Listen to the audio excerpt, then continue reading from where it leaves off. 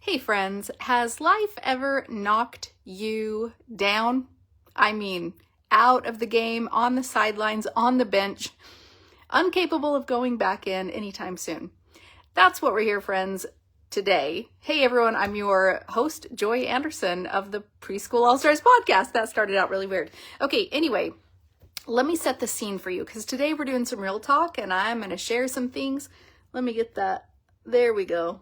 Nope, that just made it worse. For everyone on the podcast, I'm trying to remove some eyeliner from my eye. We're good. Okay, so that just happened to me, and as you know, anytime I'm dealing with stuff, I'm going to go live and process it with you because I guarantee some of you out there are dealing with the same thing as me. So if you have started on your preschool journey and wherever you were at, but life completely knocked you out of that picture, dream is like shattered, goal is who knows where, pushed way down on this, way into this distance. Okay, this is where we're at. So if that's you, listen up, friends, in any category, whether it's true preschool or not. Let me set the scene of what's going on with me. I am 3 weeks out from running my 5th marathon. What happened? Why does that matter? All the things. So for the past, I think 2015, I started training for my first marathon, etc. And I ran my first marathon in 2016. Now, you know, for the time here, that's 10 years ago, all right? And in the next 4 years there, I ran a total of 4 marathons.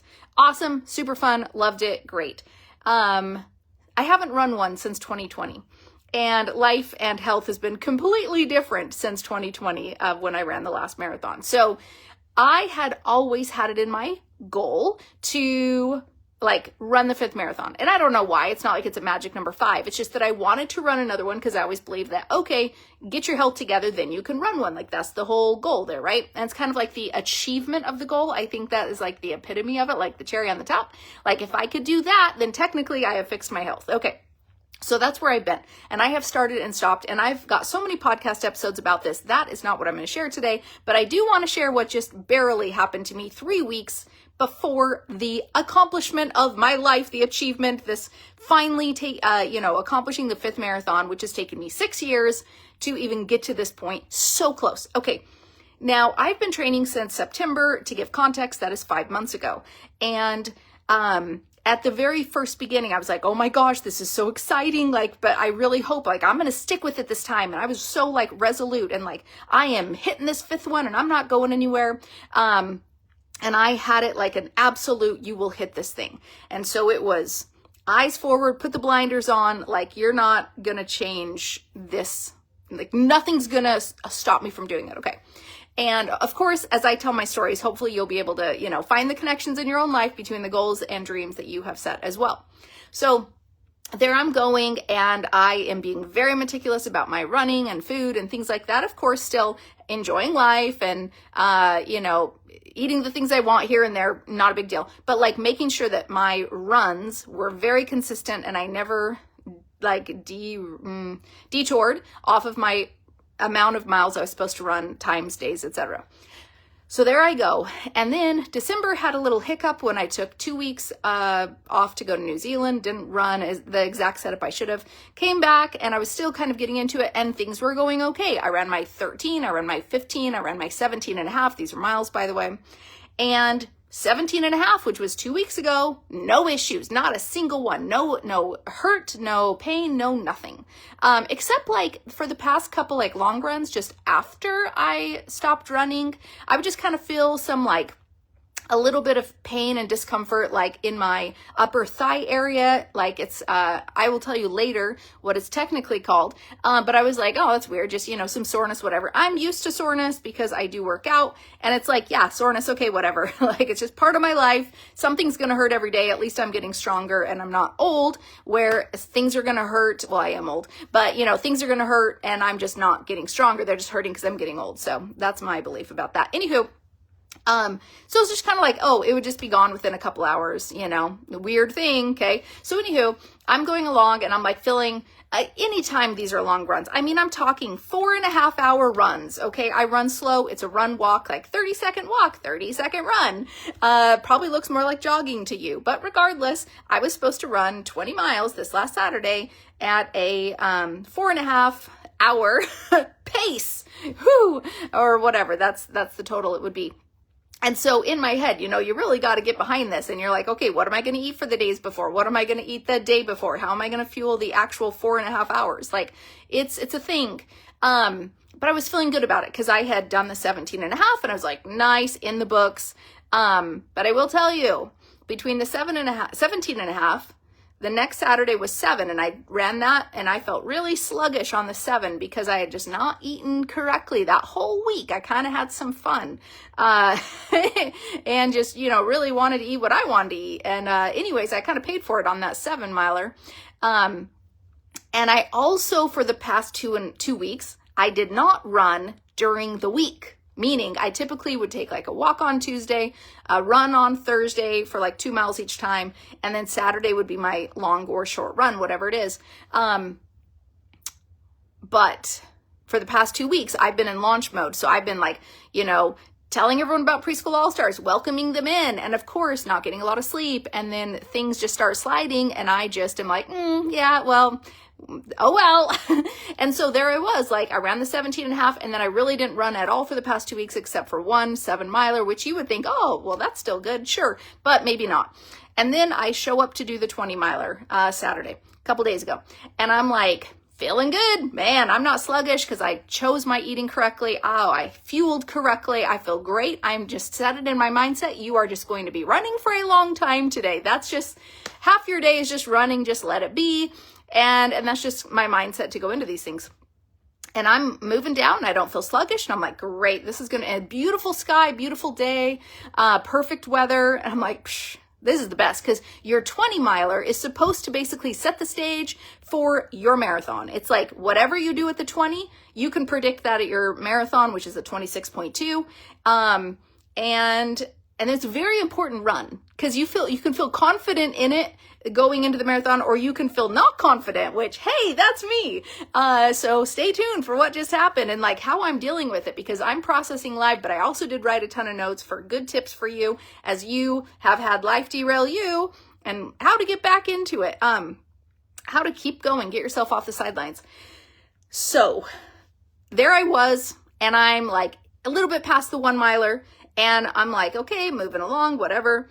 And then I start feeling that same pain, the pain that I typically would feel like after a long run for just like an hour or two. But now I'm feeling it during the run, which I've never felt before. I'm like, I don't like that, but okay. I had actually taken ibuprofen before my run because I don't know. I'm like, well, if I'm going to feel pain, I may as well, because I just kind of sometimes do that during long runs. I'm like, I'm going to take ibuprofen before I run, because then if there is any pain or discomfort, I don't really feel it. And then I'll take Tylenol mid-run, like 3 hours in or so, just to, again, like alleviate any pain that may be there. But you know what? It's worked in the past. Anywho, only on these super long runs, like the 17 and a half and the 20, etc. So I had taken, ibuprofen, I don't know, a bit ago, and I'm feeling this pain, and it's certainly pain, and it's not like any, medicine is cutting it or anything. And I'm like, oh, I don't like this, but you know what? Maybe it's going to go away. Sometimes that happens where some discomfort happens, and you're like, after a mile or two, it shakes itself out, and your body's like, oh, I guess I'm still doing this. Let's get on with the show. And it sometimes goes away. So I'm thinking it's going to happen like that, right? So I keep running, and it's starting to like continue hurting mile 2, 3, 4, whatever. And I'm like, oh, that's no fun. But you know what? I have 20 to run today, and I have to run 20 because in order to get to the marathon, I have to put in 20 today. And it was like, there was no ifs, ands, buts about it. You had to do this thing. And I just want you to think about, have you set a start date for your preschool that you're like, oh my gosh, here we are. I have to do XYZ because my start date is this. And it's like, it can't be moved and all these things about it. Like you've put it in your head, this date, whatever this is for your life. Okay. Preschool or non-related. But you have this goal that you have set and you are so committed to it. So I'm like, I'm just going to push through. You know what? And it's not like super bad. Like it's there, it's pain, it's a discomfort, but I've been through worse, so whatever. And I keep this phrase in my head, pain is temporary, because I heard that somewhere and I thought, well, you know what, that kind of makes sense. Let's just keep that as a mantra. And so, I'm coming around, and all of a sudden, toward mile, 6 and 7, come on now. Anyways, but around that time, I realized I'm starting to kind of limp to get into that, you know, because like I said, I run a 30-30. And so that 30-second, when I'm kind of stopping, I'm kind of like stopping there. And then of course I'm walking, but then I got to pick up to run again. And on that lift off to get into running again, I'm starting to kind of, this left leg is limping a bit to get into it, right? And eventually it kind of gets going, but it's still hurting. But every single time I'm getting back into running, I'm limping into it.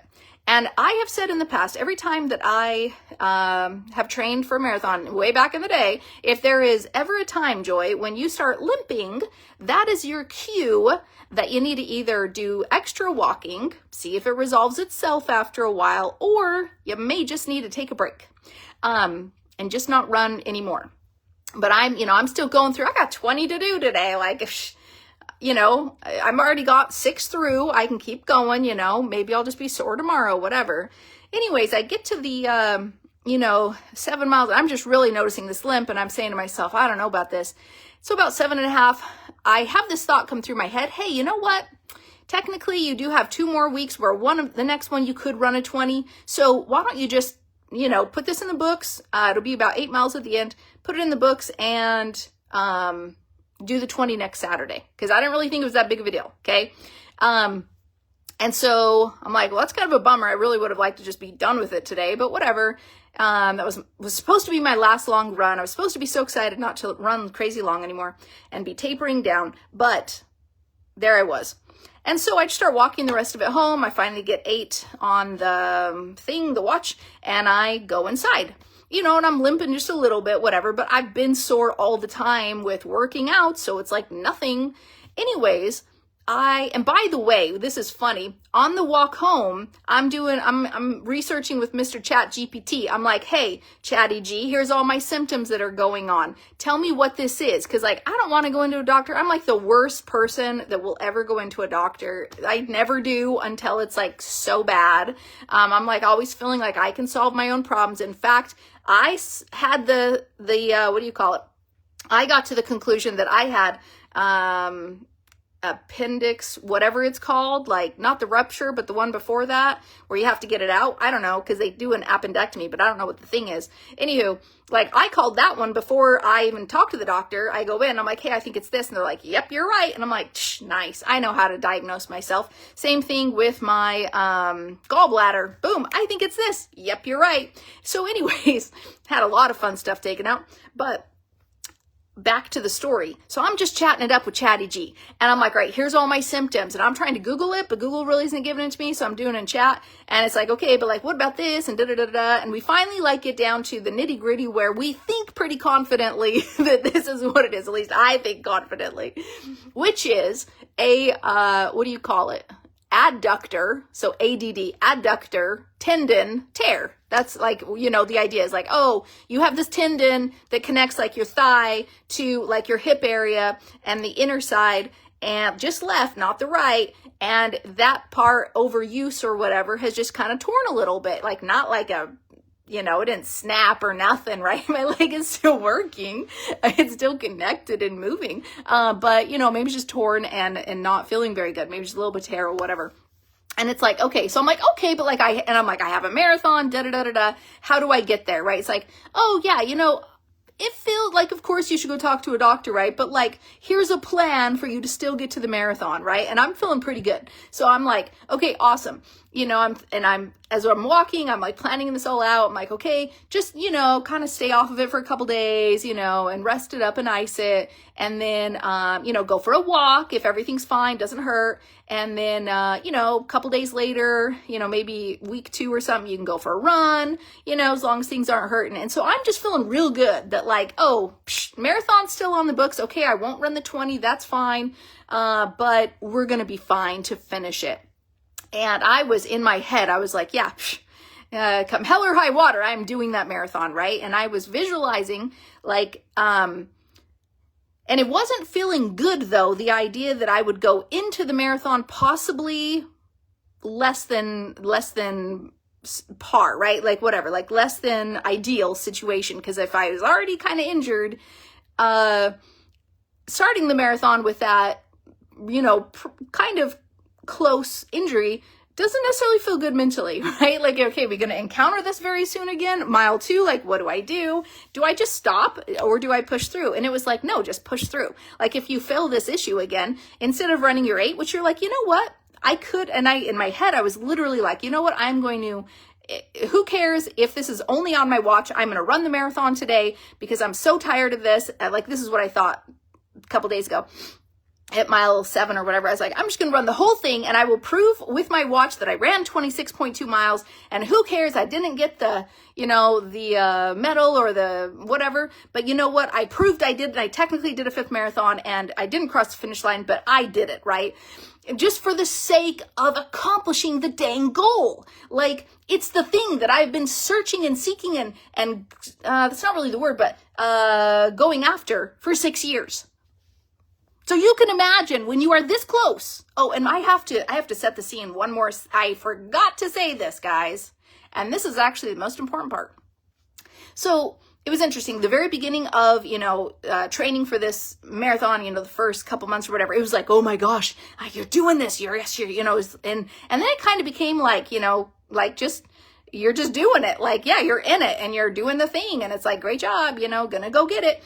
And I actually, a couple nights ago, I told my husband, like literally, I think it was Friday night and right before I ran Saturday. And I was like, I just had this realization. I was like, oh my gosh, Michael, like I'm right there. Like I'm going to accomplish this goal that I have set out for 6 years to do. Like this is psycho that how it just hit me again. The magnitude, right? Of like, you're finally going to hit this goal. Like, it's there. It is 3 weeks away, Joy, right? It's like, man, it just really hit me. And the next morning, Saturday morning, but as I was getting my running gear on and getting dressed and whatever, again, Michael was right there. And I was like, isn't it crazy? Like, and I said the word, I said, it's wild. Like, 5 months ago, it was like, oh, this thing way out there. But I'm like, now it's inevitable. Do you hear that word? Inevitable. I literally said it because I did not feel any concern going into that run whatsoever. For the next 3 weeks, there was no concern that was a goal that I had set and I would accomplish it. Not a thing is going to stop me from it. Other than maybe I'm just going to feel sloggy because maybe I didn't eat correctly. But no, it was inevitable, I said. And then here goes this. And I'm like, thinking of that word, I'm like, how interesting is it that I felt so confident going into this and then to have it derailed? Okay. So I hope you're making connections between my interesting story and your whatever goals or dreams have been derailed in your life and like how you can get back to like, what do we think? So I've got so many notes. Let me just keep coming down. All right. So now, here's the difference though. Originally, talking to Chatty G, I was like, okay, cool. We have a plan. I'm going to do this, little walk, whatever thing. I'm just going to chill, rest, ice it. And we're going to get to that marathon. After I got back, after maybe like an hour or so, I realized I'm really limping. And it actually is like really painful when I try to put any significant amount of weight on my left leg. And I'm like, this doesn't just feel like typical soreness, and this feels worse than when I was running on it, and I don't like that, and this feels weird. And I'm wondering, and the day's progressing a couple hours, and I'm like, can I, like, in 3 days, am I even gonna not feel pain? Can I even walk in 3 days from now without feeling pain? Because that was like the whole thing. Okay, 3 days from now, if you're not feeling pain, cool, go for a walk, see how things go, whatever. And I'm like, I don't know about this. And all of a sudden I started questioning everything about this plan, right? That, some stupid AI, sorry, Chatty G, I love you. I know you listen to me, so I'd be nice. Anywho, not a doctor, because I didn't want to go to a doctor. Why? Because if I went to a doctor, then they may tell me, actually, we're going to do some images, or I'm just going to tell you, no, you shouldn't do that because that's really not smart, and I don't want to hear that, right?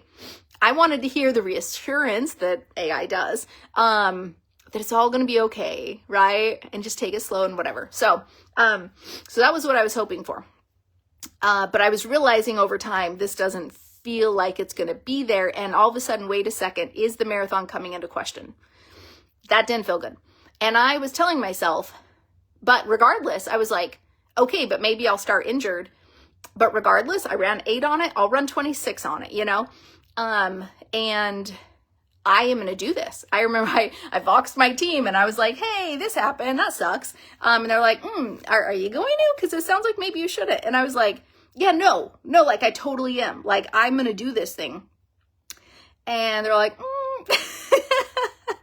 And in my head, I was like, I'm going to do this even if it hurts me more long term. What kind of a stupid thought is that? It's the thought that you've been chasing a goal for 6 years and it is this close to you and you have the remembrance. Here's the difference. When you start a goal, almost always, this is incorrect. Let's think of a new goal.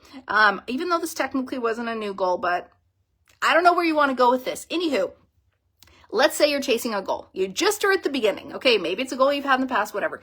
And you may or may not have some remembrance of the difficulty that it took to get you to close to the goal. Okay.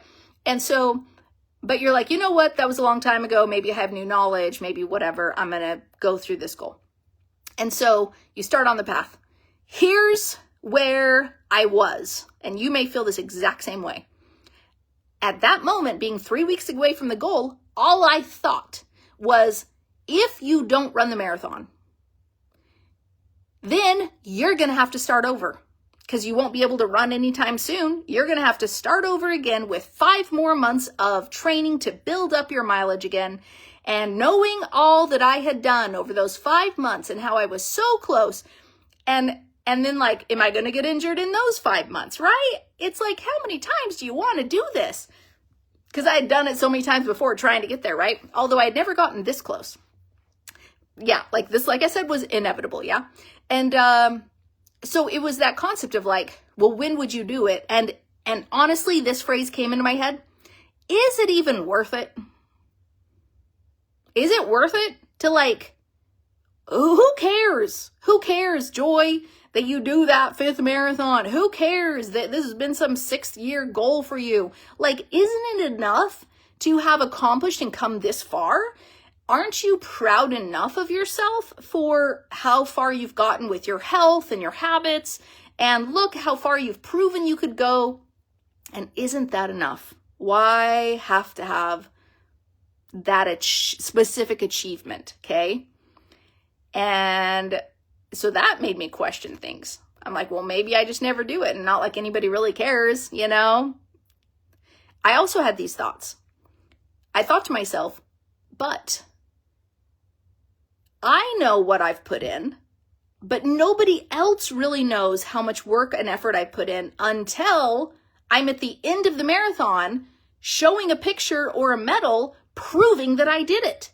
So think about that for your own goals and dreams, guys, or starting a preschool or whatever.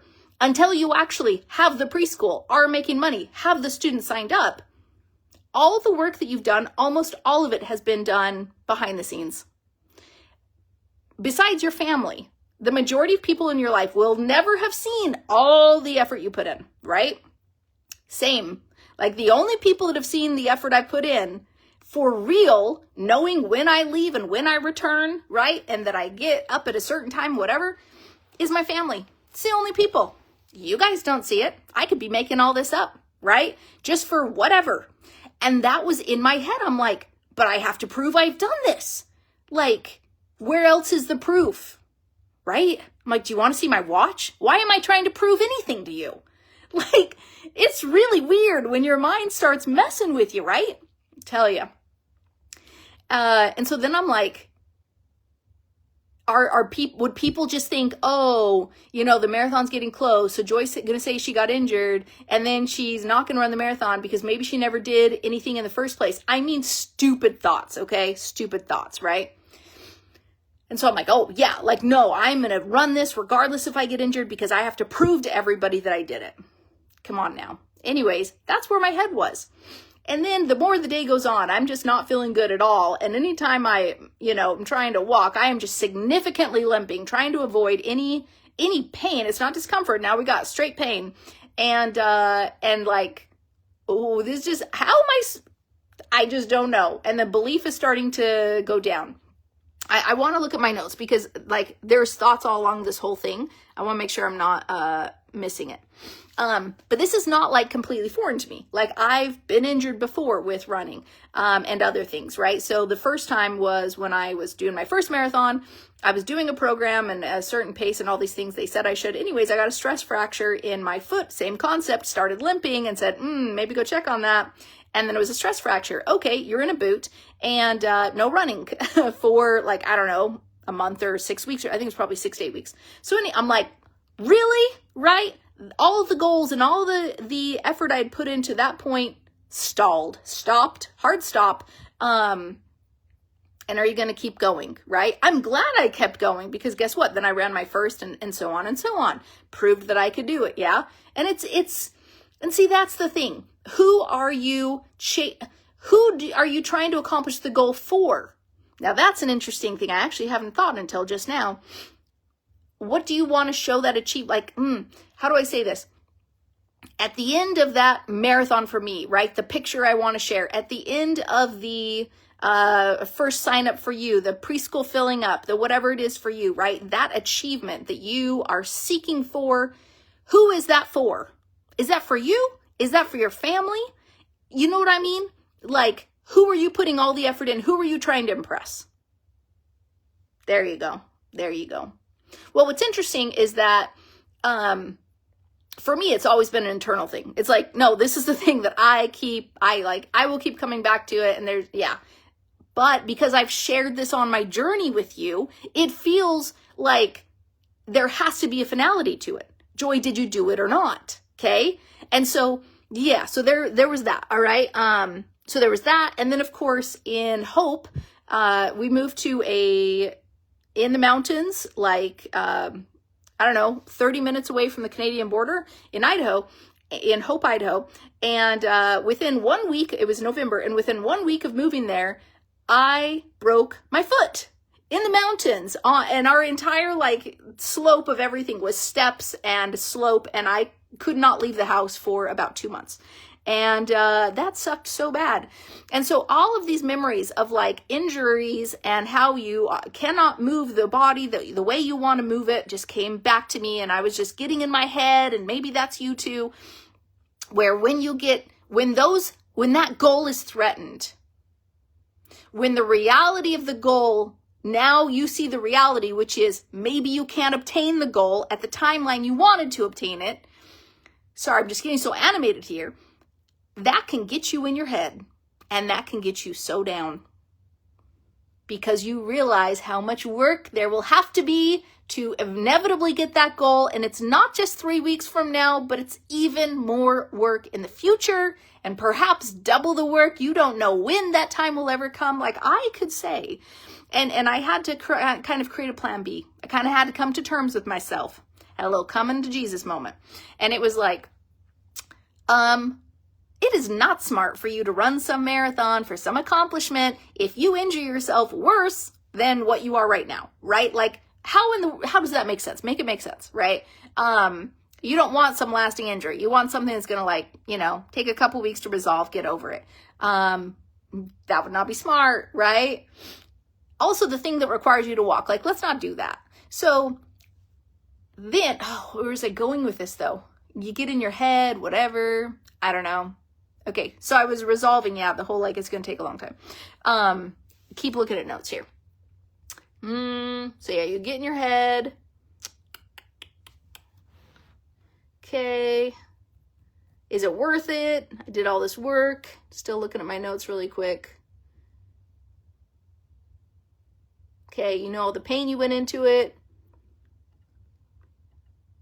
Okay, this was an interesting thing where, remember we're talking about like coming back to continue. So for instance, I would know that, plan B, that's what it was. Okay, plan B. It was like, okay, well I had, if I was going to do this again, what? And I was like searching for like marathons in Arizona past February. There are none because it's like, it gets hot marching on, right? So no marathons from February, or rather March all the way through September. The first one is February. I think the next one is October. Who knows? Anyways, I'm like, well, am I doing it in a neighboring state? And then I'm like, even when? If I can't run in 3 weeks from now, and all of a sudden here's a marathon 5 or 7 weeks from now, how can I still do that? Because I have missed all the running time in between. Do you see the problem? Okay. So then I'm like, well, okay. So it's not even like, cool, you can push this out 2 months and finally accomplish it. It's like, actually, you're going to start over in September like you did before. And then you're going to run a marathon in December because that's one that you can actually accomplish at that time. And so 11 months from now, if all goes well, and A, you want to complete it, and actually it's still important to you, but B, you don't get injured the next time, then you will accomplish that goal 11 months from now. And I'm like, I mean, I guarantee you have felt the same way about your own goals. And like, if you are outside Preschool All-Stars right now and you have left for any amount of reason, right? And you are pondering the idea of coming back, or even if you're in Preschool All-Stars and you've been away from the training for quite some time because that goal got derailed for whatever life happened to you. Maybe there was a sickness in the family. Maybe you got sick. Maybe a job loss. Maybe a death in the family. Maybe financial strain where you or like you had to go and get a job. And so there's very little time right now or whatever it is. But the dream and the goal of starting your preschool is pushed off. Okay. And so the pondering of coming back for you is really hard because you're like, I left Preschool All-Stars. In that case, it's very easy to come back because the majority of the work you've already done. So you can just like pick up where you left off. But if you left the hub, that is your website and all your software and everything. And so it's been deleted. So yes, you do have to start over from scratch. That's how I feel. It feels a little overwhelming. It feels a little daunting. And honestly, sometimes you wonder, is it worth it? And I do look back though, and I say the girl who was at that first marathon training and and she was needing to get past her stress fracture on her foot, right? She had to get over the issues with her head and decide that yes, this is worth it because goals are worth it. And your goal might change, right? So my goal changed with the deadline, the date. It was like it got pushed off because I didn't know when I was getting better. And that's the thing about physical health, guys. There is no timeline. And that sucks, right? If you are physically not feeling well, sick, right? Sick or injured, you cannot rush that stuff. Your body will tell you when it is ready to return. If you are mentally struggling, that's something that you can work on immediately, even with physical and stuff. Of course, you can work on it and etc. But regardless, right? There's just this question mark on the time when it will return. Okay, so I did, as I was having these issues in my head and going down to some like not happy places, not dark or anything, but just like not happy, you know, I kind of reminded myself, have you guys read the book, Man's Search for Meaning? Viktor Frankl, Man's Search for Meaning. Please go read it. Top 1, 2 of my books up there. And that book, of course, Viktor Frankl was in a concentration camp. And if you can imagine, he had this realization that you can create a heaven out of hell. It's all in your mind. It's what you choose to focus on. It's the gratitude that you give to the moments. I remember, Corrie ten Boom and her sister, I feel like they were also in a concentration camp. The Hiding Place. Okay, I think it's Corrie ten Boom, The Hiding Place, that book as well. Their entire camp or whatever, their bunk area had fleas.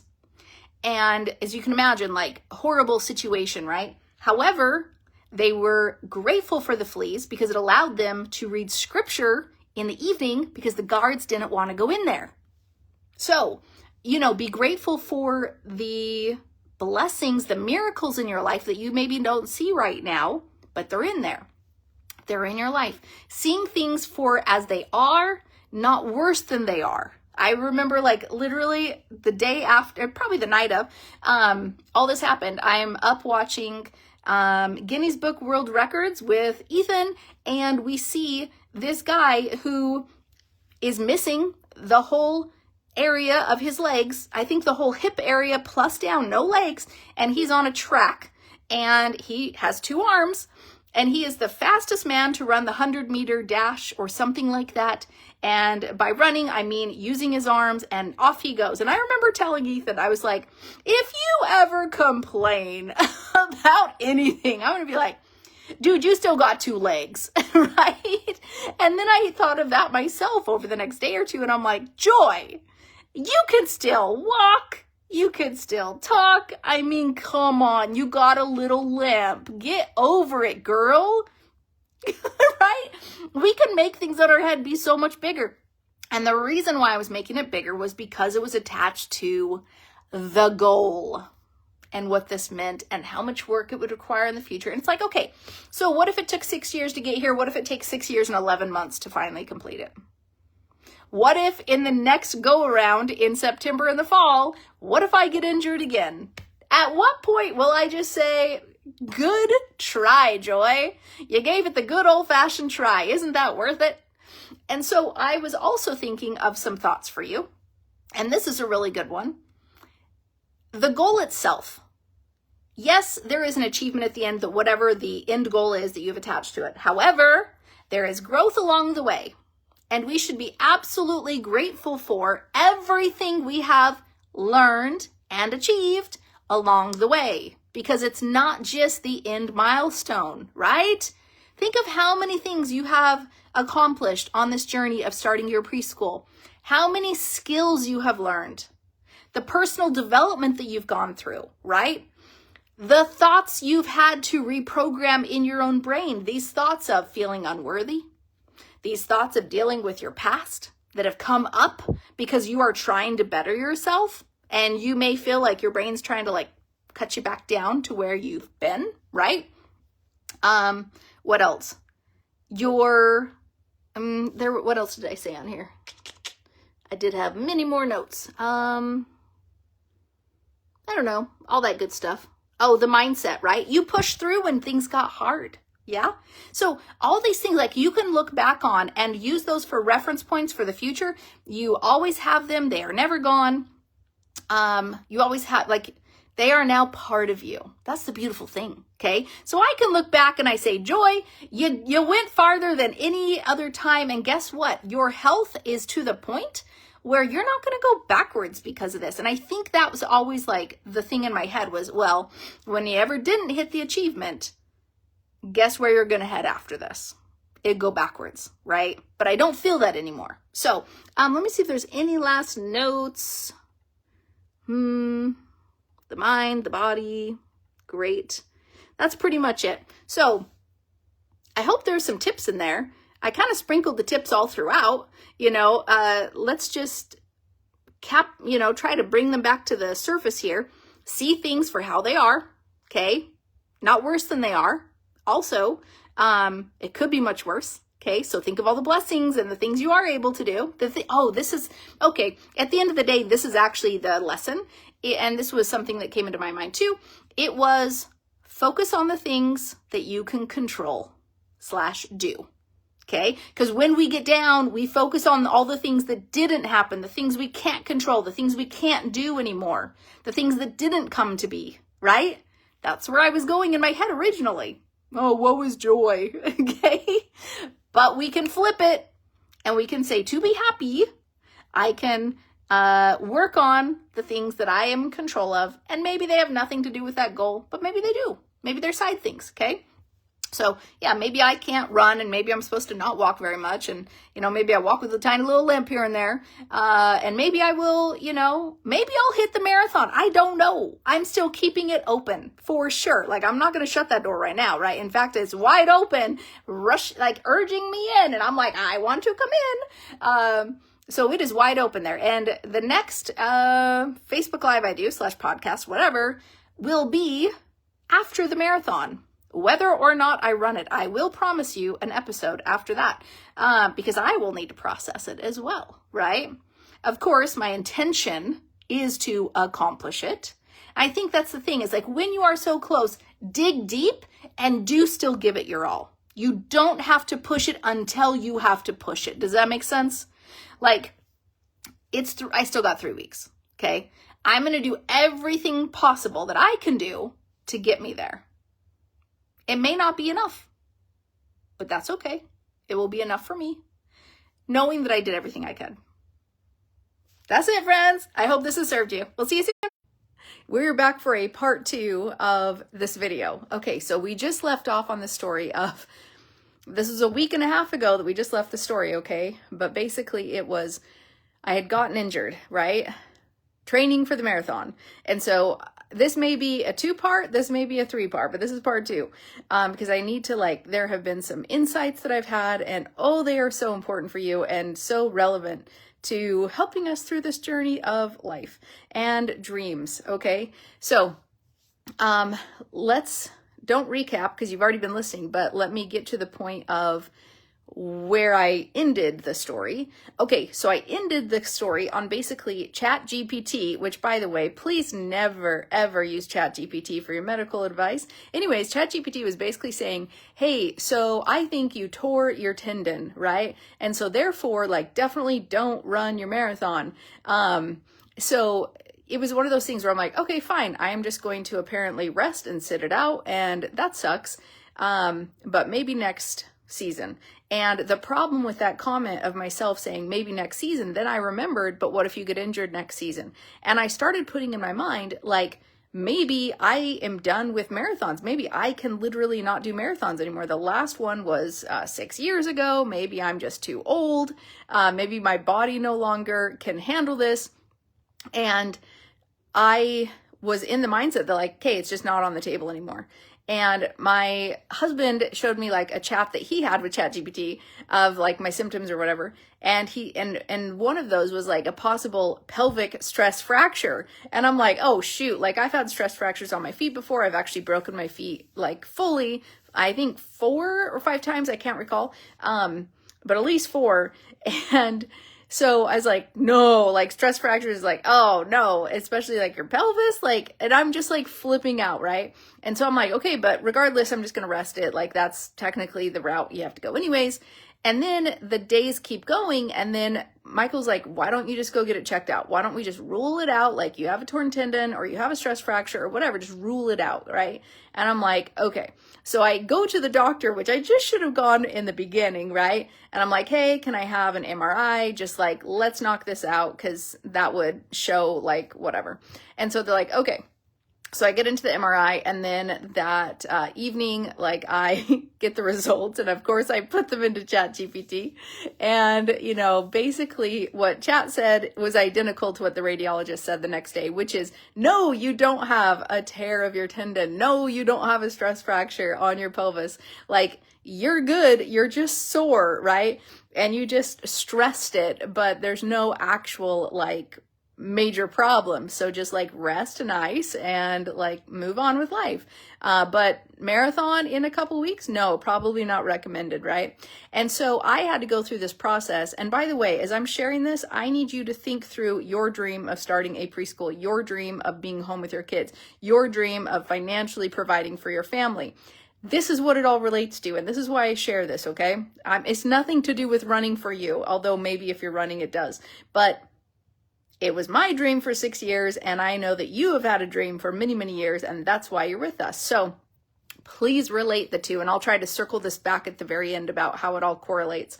But I went through this process almost of grieving. I mean, not in a very tiny way, obviously, but when the thing that you've been eyeing for 6 years have stopped and started for 6 years, and then you spent the last 6 months very much moving toward that goal with the end goal of being that result, right? For me, finishing the marathon, and everything was lining up until the very end. And then this thing gets derailed. And in fact, it gets derailed in such a way that it's actually, no, you shouldn't do that. And then also, should you even run marathons in the future, right? Do you really want to live with an injury that's going to have a problem for the rest of your life? Because that's maybe where that could lead to.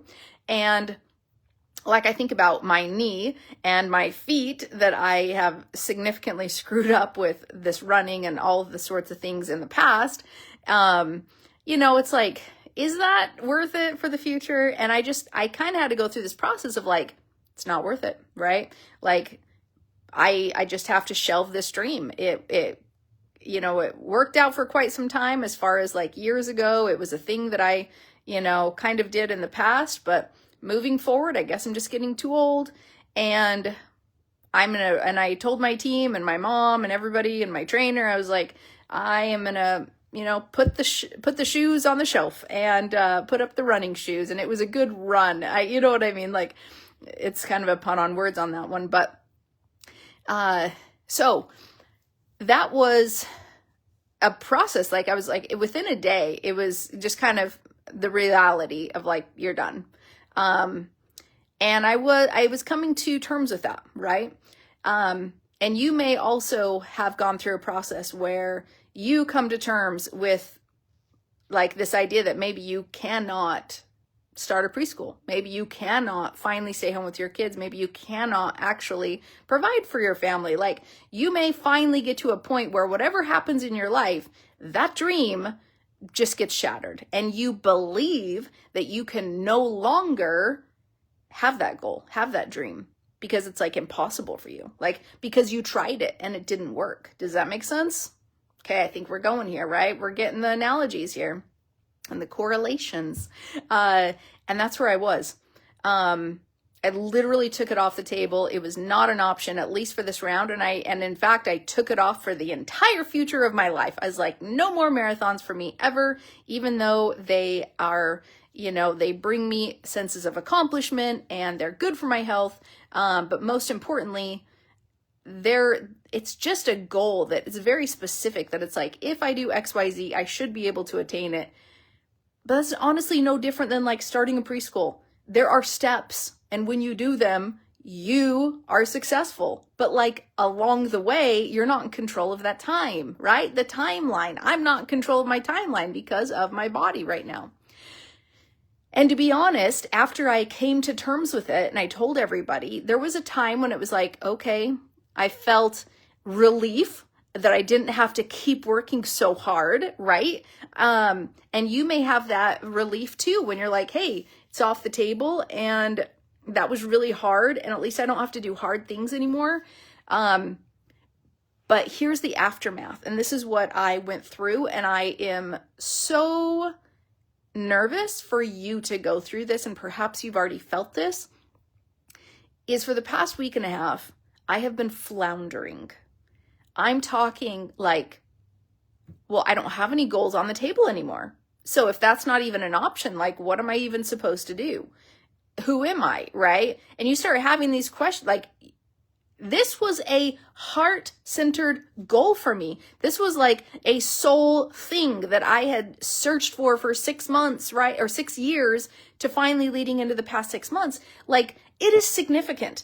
And I guarantee for your goals, these are heart-based goals. Like, when I was however many years ago that I was like, no, I'm not putting my kids in daycare. I am staying home with them. However, I figured that out. That was a non-negotiable, right?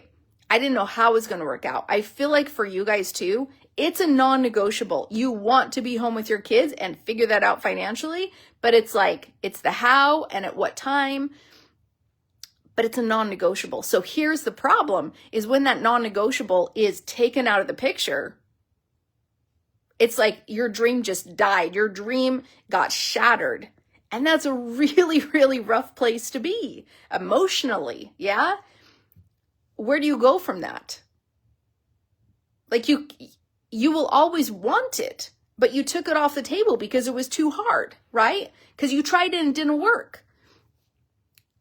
But it will always stay in your heart. That's the problem. You may take it off that table and say, it's just not going to work for me. And you go back to that job and you know, but it will always be in your head. And every morning I would wake up and I'd be like, okay, I'm starting to feel a little bit better. I'm walking more normal, right? I'm not waddling. And like, I can do high knees and not hurt. And I started having this like belief kind of come back in me, which was like, but maybe you can run the marathon. Like, maybe, like, can you, you know? And then later in the day, it would start hurting. I'm like, no, you know? But that belief, and that like, the belief starts coming back in slowly. The dream is always there, and you wake up with that dream, and doesn't go away. That's the problem, guys. This thing that is in your heart does not, and it will not ever go away. And so every day I would think this, right? And floundering for the past week and a half, you know, losing my entire routines. Guys, I don't have a job anymore. I quit my job as a robotics teacher, right? So like, there's no schedule in my life right now. Absolutely none. I wake up at whatever time I want to. My kids are older, right? My day is my own, right? What do I fill my day with? And when you are floundering with like, what's my purpose anymore? What am I going to do with my life? My kiddos are growing up. You guys may be feeling this too, right? And you're looking for meaning. You're looking for goals. You're looking for, where is the passion in my life that I want to like go towards, right? I had nothing to go toward. That goal was just gone. And when you have no goals in life, that's a bad place to be, right? You're floundering. And so every day, so I finally, yesterday morning, I woke up and I was like, it's time to turn the tide. I don't know what that phrase means, but it's like, it's time to turn the boat around. That was the first phrase, was turn the tide. I don't know. But the second one was, that didn't make sense. And then it's time to turn the boat around.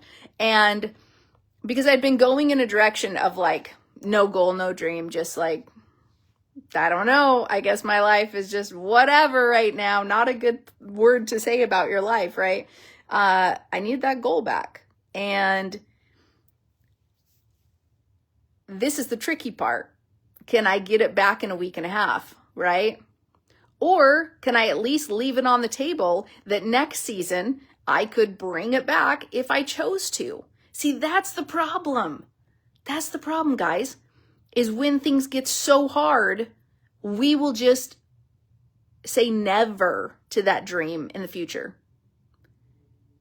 And what we have to do instead is we have to keep it in our heads. We have to keep it alive.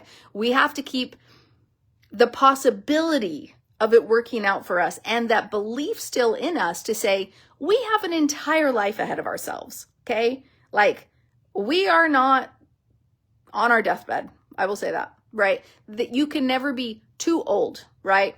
Or too worn out, too tired, whatever, too like you've been burned too many times by you doing it and struggling and it not working out at that time, okay?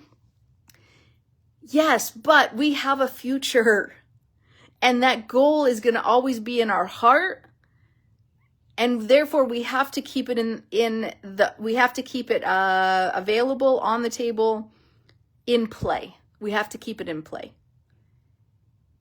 So I woke up yesterday. I was like, okay, we're turning that boat around. We're going to get back to it. And in fact, I said the marathon's on the table again. And in fact, it's on the table for a week and a half from now. I said it may be shelved for just a little bit, you know, waiting for the next season.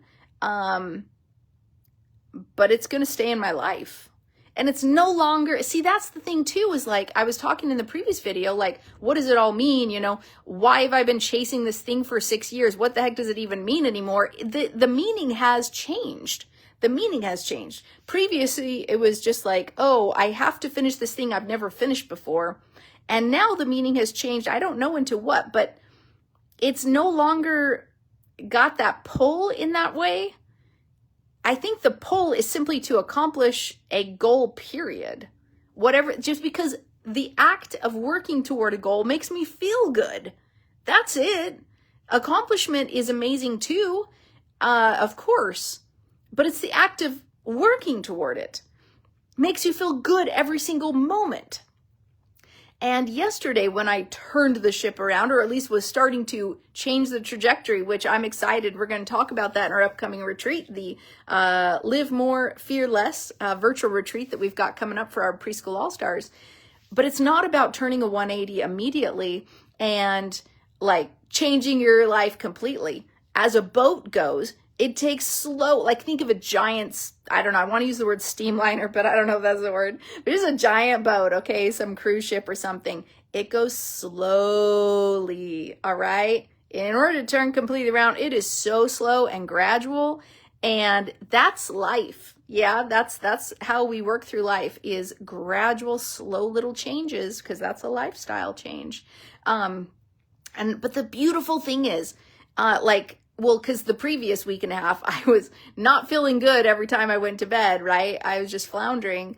But the moment that you make the choice, it's not about being ready. You just make a choice. That's all it is. I made a decision and I acted on it. That acting makes you feel so good. You start gaining that confidence in yourself again. We've talked about that. Like, you make a promise to yourself, and when you keep it, it's like, ooh, good job, Joy. You get the little cheerleaders back in your head. You go to sleep happy because you made promises that you kept to yourself. You woke up happy because the day before you'd made promises. It gives you that confidence to go into the second day, keeping those promises to yourself again. And so I said, hey, I'm going to work for the next week and a half with the intention to run that marathon. And if it gets derailed, if it gets shelved for just a little bit until the next season, because I am still not, so if it hurts a lot, then I need to probably not do the marathon. But I said, I'm going to keep it open. And I said, okay, so I walked 2 miles yesterday, which for me was a giant win because I hadn't walked in a week and a half. And then I was like, okay, I'm going to run 2 miles tomorrow. And if in my head, I was really like, if I'm not super in pain, then I'll keep it on the table. I told other people, like my family, I was like, if I start feeling pain, then I'll turn around. Anyways, but here was what was very interesting as this was working through. I started out and I went so slow, because I'm just like easing back into this. And it was about 0.6 miles that I started feeling the pain again. And significant enough that I started limping. And I was like, anytime you limp, you got to walk, and anytime you limp, you got to slow it down, and maybe it's just not going to work out today, especially from the, my mindset of don't want to make this worse. And so I kept going for another 0.1, which is, when you're running, it feels so long. But I was still limping. And I was like, oh man. And I told my family, if it started hurting, I was going to turn around. I told myself that today.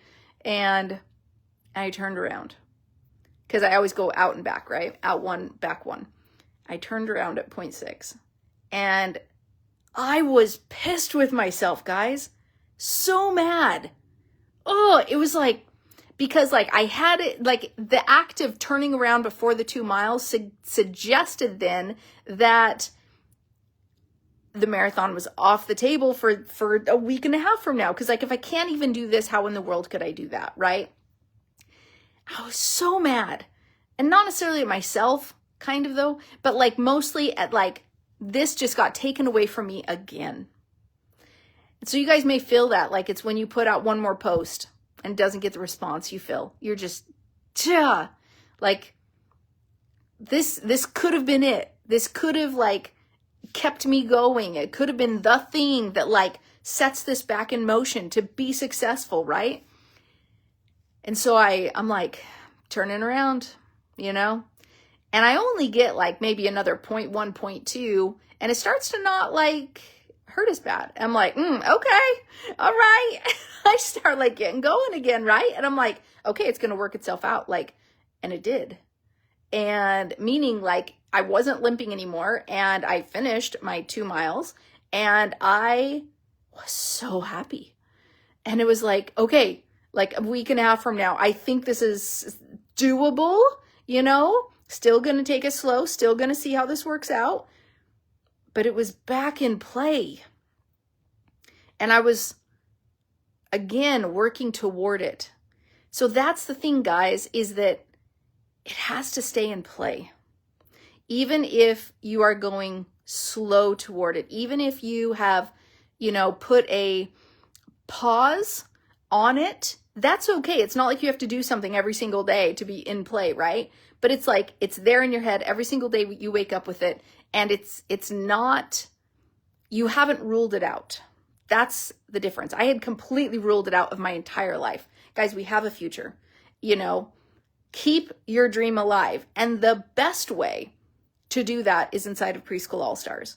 And as I was having this experience, I had this aha moment that I just immediately like voxed, which is like a communication tool my team uses. I voxed my team immediately right after. And I'm like, hey, I'm walking on the side of the road, like, but I have to get this out of my head right now. I said, I have the aha of what the mission of Preschool All-Stars truly is. Because yes, to our team, we've always said, oh, in Preschool All-Stars, our goal is to help keep your dream alive, right? Because it's not always being actively, you're not always actively taking steps on it, right? Some of you are like, yes, this is in my heart to stay home with my kids, provide for them financially and my family. And then also, of course, to start your preschool, to do all of that. And teaching's been on your heart, right? But a season in your life is possibly not the season it's in right now. But the problem is when you leave Preschool All-Stars, it's like taking that dream off the table completely and saying, I tried it, it didn't work, and I guess I just cannot do this for the rest of my life. And that is such a bad thing to do, because that dream in your heart is never going to die. Never. And you will seek for different ways to fulfill that. And it's like literally right here, guys, this is the way. You came to us for a purpose, right? We resonated with you because this literally can solve and like fulfill your dream. But there's a season. But when you leave Preschool All-Stars, you no longer feel like there's a season. It's just like gone. And so in Preschool All-Stars, we all go through seasons where sometimes we're actively doing stuff, sometimes we're not. Some of us are still in the dreaming stage and will be there for quite some time. I have Preschool All-Stars who've been here with us since 2020, guys, 2020, who joined the membership in 2020, and they still don't have a preschool. But that's not the goal for them right now, or has been in the past 6 years. They may have started and stopped and taken seasons to take rests and things like that. But that dream is still alive, because there will come a time when they make that choice. And we have been always for them here, and they know exactly how to plug right back in. And because the dream hasn't died, it is so much easier to take that first step than like, oh, I'm outside Preschool All-Stars and now I just have to start building the belief and the confidence again. And it is so hard to get back to that. That's why it took me, guys, 6 years, because the starts and the stops are painful. They're painful. And you lose that belief in yourself. You lose that confidence when you leave, right? And that's why, like, I don't want to leave running. And even if I'm only, doing a 2 mile and not a marathon, I at least still am going toward that goal, and it's still in play. So as I was running, I had this thought, and it was like, oh my gosh, my aha moment, which was not just that we help you keep your dream alive. Our entire mission must be to help protect your dream. Protect it. When I think of that word protect, it's like so caring, so loving. Like, we don't want your dream we don't want your dream to die, but we have to put all these like wonderful, it's not guardrails, but like, and it's protections in place, but it's like shielding you. That's how I feel. You need that sisterhood around you, right? It's like enclosing you in love. Like, I don't know any other ways to share what that means. But protect, to me, as your mentor, as your leader, to me, that word calls to me, because I don't know. And other words may call to my team and to you, but like protect is just like anything we do must protect that dream, because it's never going to die. I don't know. It's like, it means so much to me right now. And so like everything we do in the future needs to be going through that filter. And it's not just protecting your dream, but as we protect it, it's to help you build that belief in yourself, to gain confidence in yourself, to help you make promises to yourself, to help you gain courage, so that when you finally come to the point, the season, you will make that choice. You will decide to act on it. But we've kept that belief and confidence in yourself growing and growing for so long that it helps you to make that decision, right? And the thing is, it takes time. 6 years for me. It took so much time to finally have confidence in myself that I could achieve it, right? And to keep doing it every day, even when it was hard. Are you kidding me? Training for a marathon is no joke. It's hard. And I'm so glad I've shared that journey over the past 6 months with you, because man, and starting a preschool is hard. Building a business, first off, from scratch, that's its own thing, right?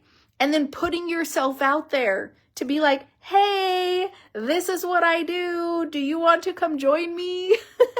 And do you want to pay me, in fact, right? It's so foreign to us. All of this is hard. But we help protect that dream inside Preschool All-Stars. We help build that confidence so when the time comes, right, you've taken action, those confidence is starting to come. I cannot tell you the number one person that I think of every single time I want to share this. It's Carrie. Carrie, my girl, if you're listening, it's you. You are the woman who I continually think on of. You have stayed in Preschool All-Stars this entire time, and you have taken steps, and it didn't work out, and you have continued to tweak and make it your own. And there was a giant growth that you have gone through. And while I didn't think that you needed to go through so much growth, because I'm like, oh my gosh, I see so much potential in you. Like, you can do this. You have this. Go, It's a personal thing. It's an internal thing that no one can rush. We can only be here to support you and to give you opportunities to grow. I think my husband, love him so dearly.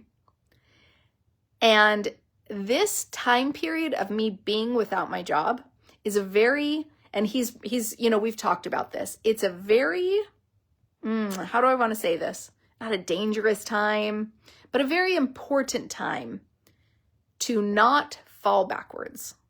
Because past year and a half, I've had this job, and guess what? Past year and a half has also equaled my health journey, and that's been a part of it. Meaning every day, getting ready, putting on my makeup, doing my hair, getting out into society, talking to people, serving students, right? Teaching them, loving them. That's been part of this entire health journey and growth for me. And I just removed that from my life. Yes. And so it could be said and considered, and should be considered, that when I took that away, if I am not, I want to say the word careful, but it's like, if I'm not mindful and committed enough, I absolutely can start falling back. And I felt like this past week and a half, I felt like that's exactly what was happening. And I was like, oh my gosh, this trajectory needs to stop. I finally got to that point yesterday where I was like, you have to change the trajectory, because that one is headed backwards. And so he, we have these talks, right? And so he, of course, out of so much love, is, helping me on this journey, has always been helping me. But the thing is, it all has to come from me, right? I have to be the person to decide, to notice and to care for myself enough to say, I have to change this trajectory. And then, of course, take that action, which I did yesterday. And then you start feeling so good. Like nothing else has changed in your life, guys. Nothing has changed in my life other than I feel better, right? Like, isn't that the beautiful thing? You can be in life and literally nothing has changed about your life, but you can still feel happier and you can still be like, man, I feel good about myself and today's a great day. And that continues to like start building on itself. I'm saying the same things over and over, but my friends, I hope this has served you. We are here to protect your dream. Okay. That's our number one goal. And we do that through helping you make those promises, take the steps. It helps you gain confidence to finally have the courage to take that leap, right? And start your preschool. And which is why, circling back around, I am super excited that we have our virtual retreat coming up for our Preschool All-Stars. It's on February 16th. I don't know when I'm going to drop this podcast. I feel like I'm going to drop it 2 days before the marathon. I feel like that's on the schedule. I could be wrong. I don't know. Whether this is just a part 2 and because honestly, I'm holding out because like there will be a part 3 if the marathon doesn't happen because I'm going to have to like process that. Yeah. And it probably will just be a short one because I've been processing it the whole time. But I think like that would make sense as like a part 3 in that case, right? And then in that case, I won't release the video for quite some time until that happens. But if the marathon goes through, there will be 2 videos. This one, of course, parts 1 and 2, and then a part 1 of its own all about the marathon. So I don't know when you'll be listening to this, maybe, but whatever. But the point of our Live More, Fear Less retreat is 100% curated to exactly what I just told you about protecting that dream, because you have to go through growth to become the person that is qualified to have that achievement in your life. And that's what we're going to do. We're going to do tiny little simple steps that's going to gain that confidence in you to start taking more steps, friends. All right, that's all I have for you. I hope this has served you. And we'll talk soon. Well, friends, sadly, this is part 3 of Will I Run the Marathon? And it's official. I won't. That sucks. Oh, I tell you, it's just not been a fun time. It really hasn't. There's been a lot of emotions going on. And as you know, anytime I'm processing things, I'm coming back to you. Also, I document my entire process on here on the podcast so that I can go back and re-listen to the things that I was struggling with before. Number 1, see how far I've come. But number 2, like, oh my gosh, I'm still dealing with that, or that's a good lesson right now. So like they even help me as well. So hopefully it's going to help you. I've had some thoughts as this finality came, and I'd like to just go through those with you. I wrote them down so I wouldn't forget. So it was interesting. The first things that have come into my mind, obviously, about not being able to like, well, let's just back up 1 second. So the last time I chatted was Thursday when I was like, so I don't know, maybe 5 days ago, 4. So I was like, okay, I just ran again. And yes, it kind of hurt, but like, I'm going to, shoot for it. That dream is never going to die. Every single day I wake up and like have that, my heart on like finishing the marathon. And I've done all this work and stuff like that, right? And so I ran 2 miles very slowly, and I thought to myself, okay, this is good enough. We'll see how things go on Tuesday or whatever. Well, today's Monday, and it's just not going to happen. It's not going to happen. The day after I ran, I really started feeling it in my left leg. And I was thinking, okay, it's going to get better, just rest. And it just hasn't. I don't know if you can ponder a Barbie right now, but you know how their legs pop off? I would just like my left leg to pop off, and please give me a new one. That would just be amazing. And then I will be able to run just fine. Let's see. So, man, I was really hoping for it, gunning for it. And through this video, you've heard all the emotions and like the feelings that I've had about whether or not, but like what it means to me to like not be able to run it. And I've kind of come through like lots of different things. But the one that I think I've I'm going through right now is Saturday is right there, is right around the corner. And for so long, I have had my mind on that date. And so I want you to, again, correlate everything I'm saying to your own preschool journey, right? Where you're like, you had a date in your head. You had a start date. You were going to do XYZ by this date. And that date is approaching and you're not feeling good about it. And you don't think you're going to hit it. And you think that that day is going to come and go without you. And that's how I feel right now. Like it, and it's not even like, oh, I want the medal. Oh, I want, you know, it's my day. It's my Saturday. It's my marathon. It's like the thing. I expected my body to be there. You know, these are going to be my people that I run with. And it's like, I feel this FOMO, you know, the fear of missing out.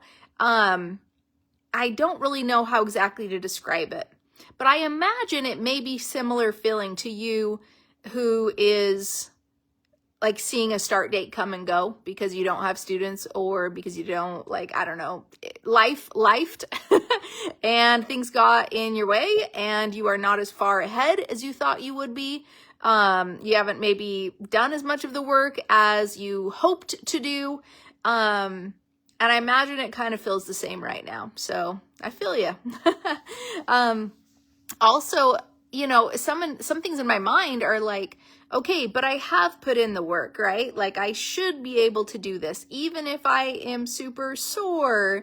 But I was starting, again, I'm just pondering, like, it's one, like, on long runs, they're very long. Like the original marathon was supposed to take me like 5.5 hours if I did it right, which is my fastest I could go. And it is helpful to not feel pain in the first like 10 to 15 miles. That is really helpful. I mean, I don't know how long that is. That's probably a solid like 3 to 4 hours right there. And like that would just feel really nice. And then of course it starts getting hard after that. But knowing where I'm at with my pain right now, it's like I would start feeling that way on mile 1, minute 1. And I can't ponder going the first like 10, 15 for it to be hurting, period. And then just to get worse and worse. My last marathon, I'm not sure if I told you guys this, but I hurt so bad that from mile 20 to 26, I could only walk. And it messed up my knee after that. And, you know, my husband's been, you know, talking to me like, okay, you don't want to do things that are going to permanently mess you up, you know? And then you, of course, would be like, why did I do that? That was so ridiculous. Why did you, you know, what is it? Why did you actually have to do that thing, you know? And I know that if I started the marathon, there is no way I would want to stop. And I would push through whatever pain I had. That's just who I am. Unless I physically could not go any farther, my legs would just not work. In that case, of course, I would have to stop. But I just feel like I would push through so much pain. And that could possibly just injure me. So, whereas right now, I'm just sore. Yeah. So that's where I'm at. And every day, though, I have woken up, you know, every single day, gone to bed every night, just like, but maybe I can. Maybe I can. Like, keep stretching, keep, you know, keep walking. And it is so hard.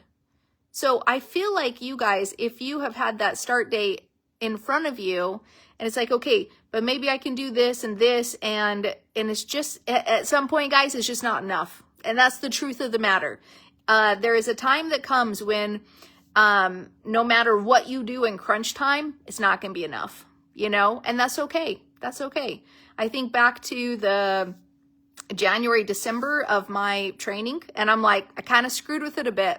I was not locked in. Like if I go, I actually was listening to my past podcast episodes, during that time, you know, how I didn't run a certain run when I was supposed to, how I wasn't locked in with my eating, how I wasn't doing my 2 runs during the week, you know, and my weekly walks and whatever. I was definitely not locked in the past 2 months. And I wonder if that's also what contributed to me it's not like a full injury or anything, so like I can't even say that, but like hurting. And that's, the last time I was trying to do 20. So I do feel like there's a significant correlation there. Now, you also may be looking back to your past couple months and be saying to yourself, did I spend as much time as I should have? What time is required? And I think that's a good point. Like with business, like how much time is required? I see a lot of posts during the 30-day challenge and comments, which are like, hey, cool, like what marketing do I do to get students? And it's like, marketing is a process. This is not something you can just go out and throw and get students. Although sometimes we do have those strategies, which are great. And sometimes they do produce students like that. For some people, the majority of us have to keep working every single day, right? And let's see, what else am I going to share? Okay, so feelings, right? Emotions. It's interesting. If I went back, and I'm excited to finally publish this episode so I can actually re-watch and listen to it, because I haven't watched it since I started like parts 1 and 2. But there was a lot of times during this process when I was just mad, mad that my goal that I'd worked so hard for was threatened, right? And I imagine, and then there was periods of frustration, right? Just like, duh. And then there was periods of like sadness and kind of like grief, but obviously not very much, not to any level. But there were periods of all these emotions, right? And then faith that maybe I could push through, and then fear that maybe I would get injured the next time I started trying to do this, if in the fall, and then maybe I don't want to do it again because I'd be, filled up with that fear. All the emotions I felt. And I imagine if you have seen a start date come and go, or if you've had a certain goal, to like finally jump into Preschool All-Stars on X date or X month and you don't, right? Or it was interesting. I got an email from someone who has been on my list for quite some time, because I can go back and I can see obviously we can search our emails, and we've chatted with her for a couple of years, and even as recently as last launch, and the email was like, hey, I'm ready to start my preschool, like right now, like let's go. And I was like, oh, doors are closed to Preschool All-Stars, but we'd love to have you come the next time we open the doors, April or October. And she's like, no, I have to join now, I have to do this now. And it's like, the time for preparation has come and gone, right, at that point. So I can imagine you guys go through some of these feelings too, yeah, on your journey. I imagine that when you post your Founding Family script, that 7 students in 7 days, and you don't get any signups, or when you post the 1K in 1 day script and you don't get any donations, you could go through some of these feelings, some of these emotions, because you had so much belief in it, right? And the truth is with any marketing, with anything you put out, it is one thing, guys, and not everything will hit. With so many of our All-Stars, it does hit. That's awesome. That's why we put it out there, because for some of our All-Stars, it does hit. And we do get signups and we do get the donations, right? But it doesn't mean it's going to work for everyone, okay? And so that's why you've got to keep at it. It's a business. Business takes time and business takes work. And if you are not committed to doing that, this is not the business for you. This is not a show up, clock in, and get guaranteed money at the end of the paycheck if you have a job. This is not that, right? Some people aren't cut out for that. But what's interesting is we can become cut out for that. We can qualify ourselves to be that kind of person who can get that result. And I think back to my training, and I'm like, based on the 2 months of training, and if I went back to my previous September episodes, right? Right now, I was so commenting, you can't screw up your training. If you do, you can get injured. And it's like, man, go back, Joy, go back, go redo that. But the time has come and gone. Okay. So I was not qualified to run this marathon. I was not qualified to achieve the medal. And that's okay. That's okay. It doesn't mean that I'm a failure. It doesn't mean that this process is done and over for me. And that was something I had to come to terms with. And you guys have seen me come to terms with it. It's taken time and a lot of emotions. But guess what? So I've had some thinking to do, as I've had to literally cross this off my list at the time being. And I've reframed it in my head. And this is what I want you to do with your preschool. If you're not in the place you would hope to be at this moment, I need you to reframe your experience and how far you've come, okay? The way I was thinking, and it's literally fear versus faith, okay? I went into this with all faith that like, oh, this is going to happen for me, right? And it's going to take time, and I'm going to have to put a lot of work, but like, all the faith that if I do the work, I will get the result. And that's tricky because in business, we can do all the work and put in the time and we still may not get the result. I remember back when I started this business it was right after like it's the end of 2018. I was like, had sold my preschool and I'm like, what's next? And it was like, cool, we are going to take this business, which was helping women start preschools. We're going to take it worldwide. And like, I don't know how to do it on the internet, right? I was only doing seminars in Idaho at local colleges to help women learn about this option and then sell them preschool in a box. And that's what we did from 2009 to 2018. Sold a couple preschool in a boxes every couple months, and that was about it, right? Did some seminars and such. But the idea of selling and helping this grow on the internet and reach, so many women, completely foreign. Didn't know how to do it, right? And so, I started that process. And like January 2019, I was like, okay, first step, gotta write a book. Yeah. Similar, huh? I'm kind of at that stage again of like, I need to write my second book. 7 years later, anywho, and I wrote the book and I spent, I think 6 months designing the website and the funnel and all the videos and all the copy for it.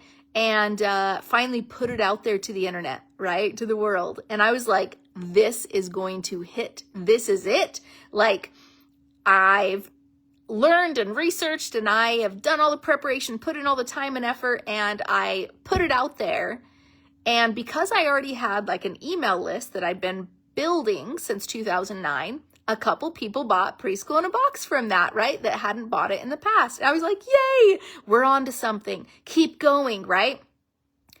But after like a month, no one bought anymore because I didn't have any more people coming into my world. It was just the people that I'd on my email list, right? And I was like, oh man, shoot. How do I sell this thing? Like to new people. And I threw everything at the wall, trying marketing, different ideas for years, guys, years.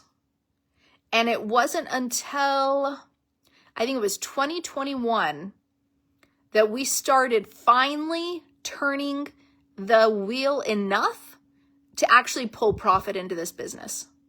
Guys, that was 2 years. Any money that we had, we just put right back into the business. Figure out marketing, get more coaching for myself. You have to level up. That was the one thing that I realized and learned was if you want to grow a business, start a business, you have to grow yourself because you have to qualify yourself, right? I was not qualified back in 2019 to get this message out to the world. I had to spend time and effort throwing stuff at the wall, trying all sorts of different marketing to actually make this turn the wheel, right? To finally be pushing up that stone so far up the mountain that eventually it hit the plateau where we could it started rolling down. And it didn't just like, this was like it was just a gradual slope, right? And it's starting to roll though, okay? Cool thing about, physics, I don't know physics or science or nothing. I would imagine, though, that the more it rolls, the more momentum it has, but perhaps not if it's on the same trajectory. I don't know any of these things. But at some point, it started rolling quicker because I had qualified myself. I had earned the stripes, right? I had earned the stripes to be able to have the result. So that's what I've been thinking about. I say to myself, instead of living with fear, like, oh, maybe I will get injured. By the way, does that resonate with you? Talking about like putting in all the effort? 2 years, guys. Will you stick with something long enough to make it come to fruition? I love the parable of like sowing and reaping. The time you sow the seeds is not the time that you can reap the fruit, right? It is time and effort and toil and labor between the two. So much. And eventually, if you're a good steward of your land, right, you will have the rewards of your labor, right? But then what about the season that comes that like all the insects come and destroy the crop, okay? We're just going with that analogy, right? And it's like, I put in all the time and effort. I was starting to get results, and then XYZ just demolished it. That's life. Will you replant? Knowing all you know now, maybe you're able to figure out how to prevent the insects from like destroying it, right? Or the hurricane comes, or the whatever comes, right? Knowing all you know now, how can you continue? Will you put in the time as long as it takes to get the dream realized? I did for this business. I would imagine you're grateful I did. I'm grateful I did, So back to the marathon analogy, I was living with fear with the concept of I might get injured in the fall. And so therefore, this is my last chance, right? I even went so far to say, like, I'm putting the running shoes up. I'm shelving them, shelving the dream. I guess I'm done. I guess I'm too old. I guess I can no longer run marathons. And cool, I guess that was 6 years ago. I did my last one, and clearly I'm just not cut out for it. Okay, right? Because I was living in fear that I might get injured on the next one. Like, I got injured on this one, surely I will get injured on the next one. Why wouldn't I? And I think about when you guys start your preschools, it's like, hey, I did the work. I actually did it. Not everybody actually does the work, but in this case, perhaps you're like, no, I did it, right? Went through the 30-day challenge, didn't work out for me, didn't get any students. Guys, no. You did the business side. You set up legally your business. We got you your website. You got the registration, all the things, right? Cool. That's step one. We just sprinkled in a couple little marketing things in there because sometimes it hits. You are at the baby stage of your business. Baby, right? You are like learning how to crawl right now. You are making steps forward, but you have not gained the chops to be running full steam ahead, running your business yet, perhaps. That's okay, right? Season for everything. And so I have said, okay, instead, I was listening to fear, and now I'm going to start listening to faith. This is a dream that I want to realize. And not for the sake of like, I have to do my 5th marathon. I've been seeking for it for 6 years, stuff like that. No, at this point, it's like, I actually enjoy running. It's actually something I really enjoy. And I actually enjoy training for marathons. Not so much at the end of it. I really actually don't. But it's an accomplishment and it's hard, and I like the challenge. And for you, it's like you have this dream in your heart. You want to be home with your kids. You want to be able to teach kiddos the way they learn best. You have this passion for teaching, right? That's never going to go away. And so we have to push out the timeline and be okay with that. So I instead now have said, hey, I've learned a lot through the past 6 months. And in fact, I've gained a lot of skill and knowledge, just like you have for as long as you've been on this preschool journey. I've gained so much skill and knowledge, in fact, I can use it for the future. And this was me leveling up, right? Didn't achieve the goal yet, but I'm on the way. And so I learned how important it is to make sure that I spend all the time I'm supposed to be able to qualify to achieve that goal. And I've also understood and the whole concept of life is lifing, all right? I've had to come to terms with that. So I don't know what concept that is. There's something I want to bring in there, but whatever. And so I am being cool, you know what? Yep, not going to cross that finish line on Saturday. That's okay. Because guess what? I'm going to keep training throughout the next while. And then in the fall, we're going to pick that training right back up and have an exact schedule to get me to the next marathon. And that's okay, because guess what? Knowing all I know now, I will be better prepared. I will be stronger. Yeah? Because I'll have spent more time. And it's okay to spend time to prepare to push your start date out. That is A-okay. So if you came into Preschool All-Stars a couple days ago, weeks ago, months ago, whatever it was, and you had a certain start date in mind and it just didn't work out, that's okay. Push your start date. There's nothing wrong with that, okay? There's no shame in that. Don't have guilt about that, fear about that, anger, frustration about that. Have it, because we will, but move on. Go back into faith, right? Okay, so we're reframing it, and we're using that phrase, knowing all I know now. What do I need to do differently to be able to achieve this in the future, right? Okay, I've got all my notes. This is good. We reframed. That's it, friends. All right. Well, this is a 3-part, very long podcast. If you stayed with me to the very end, you're amazing. I know I will be rewatching this one because it is so applicable to any time that life derails our plans. I hope this has served you. We'll see you later.